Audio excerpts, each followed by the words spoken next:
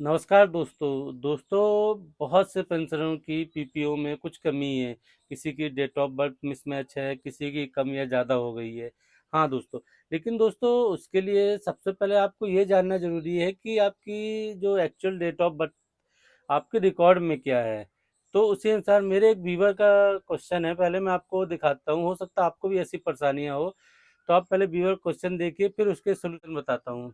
देख सकते हैं दोस्तों, व्यूवर ने लिखा है, सर डिस्चार्ज बुक में और आधार कार्ड डेट ऑफ बर्थ 22 नवंबर 1980 है और पीपीओ में 20 नवंबर 1980 है। किसको सही करें और कैसे सही होगा?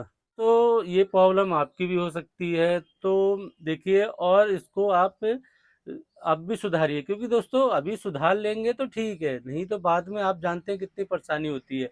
तो दोस्तों इनके साथ प्रॉब्लम ये है कि इनके जो पीपीओ में और डिस्चार्ज बुक, इनमें दोस्तों डेट ऑफ बर्थ का फर्क है। पीपीओ में है दोस्तों 20 नवंबर 1980 और डिस्चार्ज बुक में है 22 नवंबर 1980।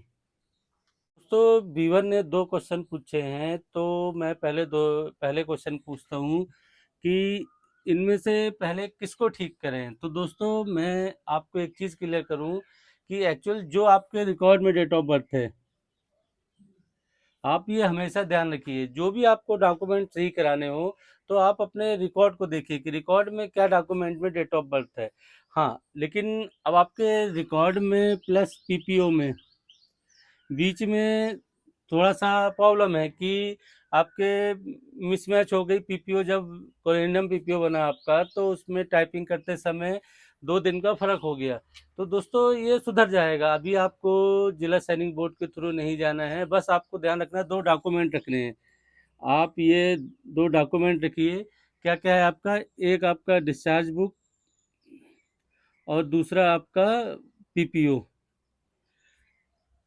अब दोनों दोस्तों डिस्चार्ज रखने के बाद आप सीपी ग्राम में कंप्लेन कीजिए। आप ये ध्यान रखिए, सीपी ग्राम में कंप्लेन कीजिए। और सीपी ग्राम में कंप्लेन करने से आपको फायदा ये है कि सीपी ग्राम आपकी जो रिक्वेस्ट है वो पेंशन और पेंशन वेलफेयर को भेजेगा। अब पेंशन और पेंशन वेलफेयर को भेजेगा, तो उसके बाद ये देखेंगे कि आपके रिकॉर्ड में क्या है, चेक करेगा।